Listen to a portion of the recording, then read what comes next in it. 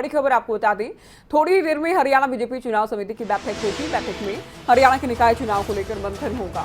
CM Manohar Lal बैठक में शामिल होंगे। हरियाणा बीजेपी अध्यक्ष ओपी धनखड़ बैठक की अध्यक्षता करेंगे। चुनाव समिति के सदस्य और वरिष्ठ नेता भी बैठक में शामिल होंगे। बैठक में निकाय चुनाव की रणनीति पर चर्चा होगी। सकेतड़ी के बीजेपी कार्यालय में ये बैठक होने वाली है। तो ये आज की बड़ी खबर, चूंकि बीजेपी तमाम तैयारियां करने में जुटी है। बैठकों का दौर बीजेपी का जारी है। आज निकाय चुनाव को लेकर बीजेपी मंथन करने वाली है। चुनाव समिति की बैठक है। सीएम रहेंगे मुख्य तौर पर मौजूद। पार्टी प्रदेश अध्यक्ष ओपी धनखड़ बैठक की अध्यक्षता करेंगे। चुनाव समिति के सदस्य और हरियाणा बीजेपी के वरिष्ठ नेता बैठक में शामिल होंगे। कुछ ही देर में ये बैठक शुरू होने वाली है। तो सकेतड़ी के पार्टी कार्यालय में ये बैठक होगी। बेहद अहम इस बैठक को माना जा रहा है क्योंकि निकाय चुनाव पर चेयरमैन का चुनाव तो हालांकि बीजेपी क्लियर कर चुकी है कि सिंबल पर ही रहेगा। बाकी जिला स्तर पर पार्टी संगठन को ये मंजूरी दी गई है अपने अपने क्षेत्र के हिसाब से फैसला लें। तो ये बड़ी खबर। और इस बार के निकाय चुनाव क्यों दिलचस्प होने वाले हैं, क्योंकि बीजेपी ने अकेले इलेक्शन फाइट करने का फैसला लिया है। जेजेपी अकेली रह गई है और रह गई इसलिए कहा क्योंकि जेजेपी के नेता बार बार कहते रहे कि गठबंधन मिलकर ही चुनाव लड़ेगा। अब तक के चुनाव गठबंधन ने मिलकर लड़े हैं 2019 के बाद, लेकिन एक बैठक हिसार में होती है और उसके बाद फैसला ये लिया जाता है। खुद ओपी धनखड़ की ओर से ऐलान किया जाता है कि बीजेपी अकेले ही निकाय चुनाव के मैदान में जाएगी। और उसके बाद जेजेपी नेता बार बार ये बयान देते नजर आए कि जिसमें अजय चौटाला की मुख्य तौर पर आप बात करते हैं कि हमने तो गठबंधन धर्म निभाया है और हम बार बार ये कह रहे थे कि मिलकर चुनाव लड़ेंगे, लेकिन चुनाव अकेले दोनों दल लड़ने वाले हैं। सिंबल पर ही दोनों दल लड़ेंगे, ये भी साफ है। आज बैठक होनी है, कुछ ही देर में होगी शुरुआत। हमारे संवाददाता अनिल मोर लाइव हमारे साथ जुड़ गए हैं। अनिल, कुछ ही देर में बैठक शुरू होने वाली है, किस तरह की हलचल, क्या नेताओं के पहुंचने का सिलसिला शुरू हो गया है?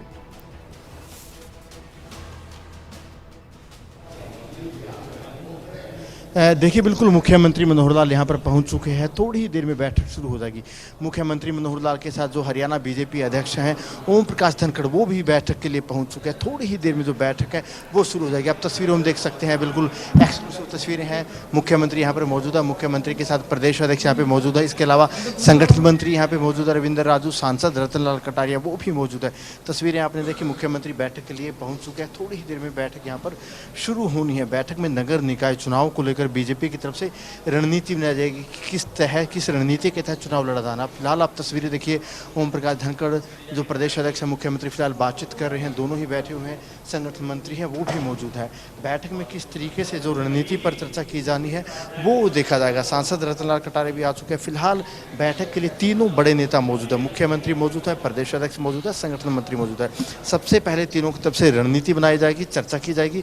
फिर जो चर्चा यहाँ पर की जाएगी, फिर वो सारी की सारी बातें जहाँ पर बैठक होनी है उस बैठक में होगी। क्योंकि अभी तक अगर देखा जाए, कांग्रेस से घोषणा कर चुके हैं कि वो जो गृह मंत्री अनिल विज भी पहुंच चुके हैं, क्योंकि चुनाव समिति के वो सदस्य विज भी आ चुके हैं, उनसे बातचीत करेंगे। सर, एक सवाल आपसे, राज्यसभा बता दीजिए, राज्यसभा में क्या लग रहा है? देखिए, विज साहब अभी आए हैं, क्योंकि गृह मंत्री अनिल विज भी चुनाव समिति के सदस्य हैं, वो भी यहाँ पर पहुँच चुके हैं। फिलहाल मुख्यमंत्री मनोहर लाल अंदर मौजूद हैं, प्रदेश अध्यक्ष मौजूद है, विज साहब भी अंदर जा चुके हैं। थोड़ी ही देर में जो बैठक शुरू हो जाएगी। सबसे पहले जो ये बड़े नेता ये मंथन करेंगे, इनके बाद जो बाकी है वहाँ पर मंथन किया जाएगा और थोड़ी ही देर में जो बैठक है वो शुरू होनी है। और कहीं ना कहीं महामंत्री सैनी साहब भी हमारे साथ मौजूद हैं, इनसे जानेंगे। सैनी साहब, क्या लग रहा है नगर निकाय चुनाव को लेकर आज क्या रणनीति आप लोग बनाएंगे? कांग्रेस तो कह चुके हैं हम तो चुनाव लड़ेंगे नहीं, तो फिर क्या रणनीति रहेगी? मुकाबला किससे रहेगा? आज हमारी प्रदेश चुनाव समिति की बैठक है।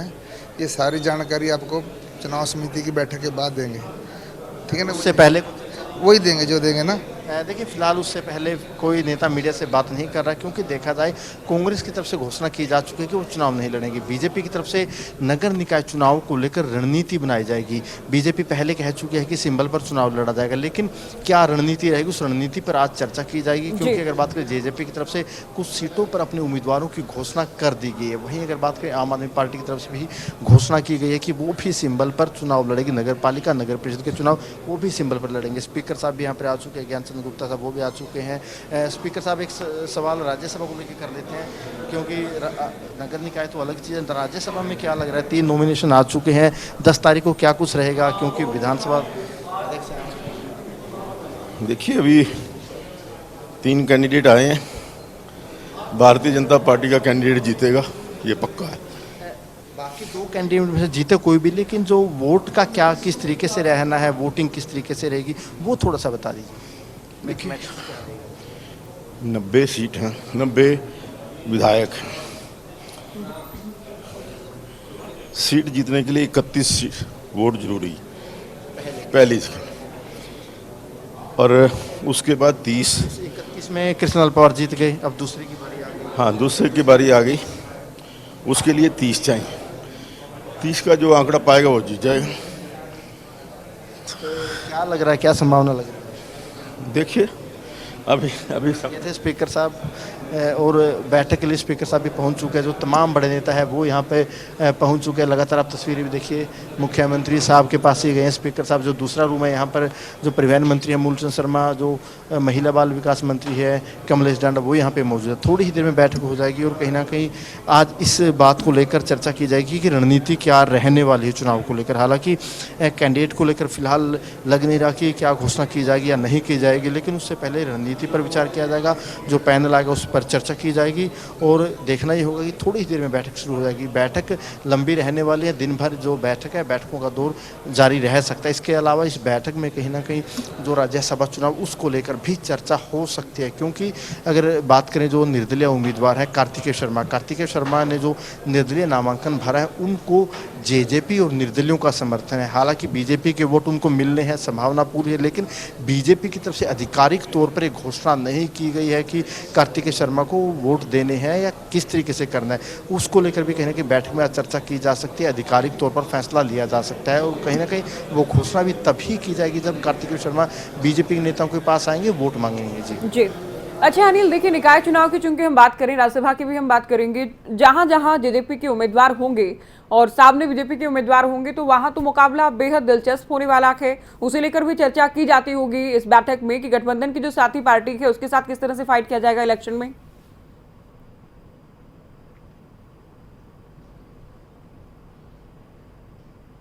देखिए खास तौर से यही चर्चा की जाएगी, क्योंकि अब बीजेपी के सामने सबसे बड़ी दिक्कत यही आ गई है, क्योंकि बीजेपी पहले मानकर चल रही थी कि कांग्रेस की तरफ से भी सिंबल पर चुनाव लड़ा जाएगा, लेकिन कांग्रेस घोषणा कर गई कि वो सिंबल पर चुनाव नहीं लड़ेगी। अब बाकी दलों की बात कर लेते हैं। आम आदमी पार्टी की तरफ से घोषणा जरूर की गई कि वो चुनाव लड़ेगी, लेकिन आम आदमी पार्टी हरियाणा में नहीं है, आम आदमी पार्टी का हरियाणा में कुछ खास है नहीं। तो फिर अब कहीं ना कहीं जेजेपी की तरफ से घोषणा अपने उम्मीदवारों की जा चुकी है, कई जगहों पर उम्मीदवार उतार दिया, लेकिन अब बीजेपी के सामने भी ये दिक्कत है कि बीजेपी भी अपने उम्मीदवार उतारते, तो कहने कि जो आमना सामना है वो बीजेपी और जेजेपी का रहेगा। तो इन तमाम पहलुओं पर इस बैठक में चर्चा की जाएगी, क्योंकि बीजेपी पहले मानकर चल रही थी कि मुकाबला कांग्रेस से रहेगा, लेकिन कांग्रेस साफ तौर पर मना कर चुकी है कि वो सिंबल पर चुनाव नहीं लड़ेगी। तो जो बीजेपी के रणनीतिकार है इसी बात पर चर्चा करेंगे, इसी पर बातचीत करेंगे कि आमना सामना बीजेपी जेजेपी का रहेगा तो किस तरीके से करना है, क्योंकि बीजेपी जेजेपी गठबंधन में है, गठबंधन सरकार है। अगर दोनों ही आमने सामने चुनाव लड़ते हैं तो कहीं ना कहीं एक ऐसी स्थिति दोनों के लिए पैदा हो जाएगी। तो कहीं ना कहीं इस बैठक में इसी बात को लेकर आज रणनीति बनाई जाएगी। अच्छा, उम्मीदवार उतारने को लेकर अनिल कोई सेटिंग इस तरह की हो सकती है कि कम से कम दोनों दलों को एक दूसरे के उम्मीदवार की खामियां या पार्टी की खामियां ना निकालनी पड़े? क्योंकि बीजेपी क्या कहेगी कि जेजेपी में कमियां थी तो साथ में क्यों है, जेजेपी क्या कहेगी कि बीजेपी का उम्मीदवार अच्छा नहीं है तो जेजेपी के साथ क्यों है। जनता सवाल ये भी खड़े करेगी।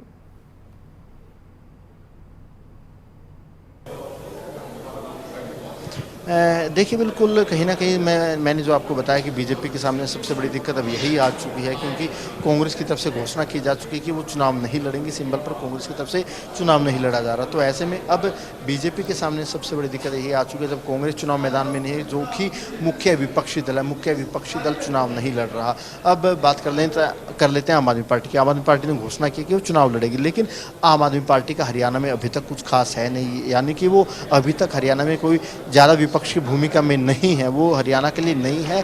हरियाणा में वो अपने आप को स्थापित करने के लिए संघर्ष कर रही है। तो फिर अब बीजेपी के सामने सबसे बड़ी दिक्कत यह है कि बीजेपी और जेजेपी के अगर दोनों के उम्मीदवार उतरते हैं तो आमने सामने दोनों का आमना सामना रहेगा, दोनों सरकार में। तो कहीं ना कहीं दोनों अगर आमने सामने लड़ेंगे तो कहीं ना कहीं दोनों को एक दूसरे की कमियां गिनानी होगी। वो कमियां फिर कहीं ना कहीं सरकार की कमियां निकलेगी। अगर जेजेपी उम्मीदवार बीजेपी की कमियां निकालते, बीजेपी उम्मीदवार जेजेपी की कमियां निकालते, तो कहीं ना कहीं असहज स्थिति बीजेपी के सामने जेजेपी के सामने हो जाएगी। तो कहीं ना कहीं इस बैठक में इसी बात को लेकर रणनीति बनाई जाएगी कि किस तरीके से फिर चुनाव लड़ा जाना है, रणनीति क्या रहेगी। जी बिल्कुल, रणनीति से लेकर बनाई जाएगी। साथ ही राज्यसभा को लेकर भी आपने कहा अनिल तो क्या हम ये उम्मीद कर सकते हैं कि इस बैठक के बाद पार्टी की ओर से अगर कार्तिकेय शर्मा को समर्थन दिया जाना है तो इसका ऐलान भी कर दिया जाएगा?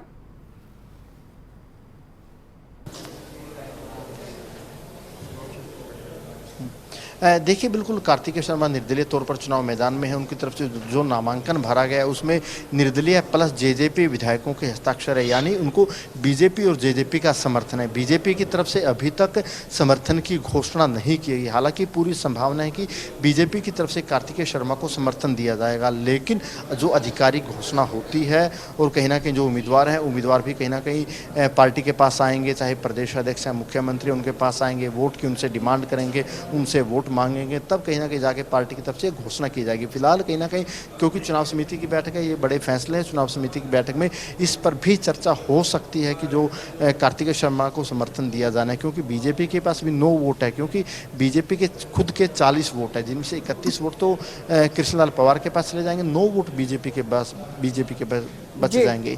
तो कहीं ना कहीं जो बीजेपी के वोट किस तरीके से कार्तिकेय शर्मा के साथ रहेंगे उसको लेकर भी चुनाव समिति में चर्चा हो सकती है। जी अनिल, निकाय चुनाव को लेकर एक और सवाल, जो चूंकि जहां जहां दोनों ही दलों के उम्मीदवार आमने सामने होंगे और दोनों ही पार्टियों के सिंबल होंगे, क्या चुनाव के प्रदर्शन के आधार पर सरकार में भी गठबंधन को लेकर आने वाले दिनों में फैसले का कोई आधार बन सकता है?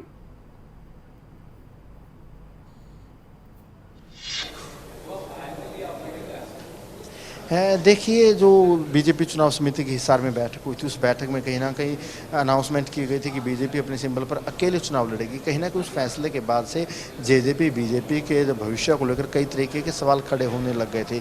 लेकिन अब उससे पहले ये देखना होगा कि जो नगर निकाय चुनाव वो किस तरीके से संपन्न होते हैं और कहीं ना कहीं जो भविष्य किस तरीके का रहेगा, दोनों ही पार्टियों का, दोनों ही दलों का किस तरीके से दोनों दल साथ रहेंगे, ये जो पूरा का पूरा निर्भर करेगा।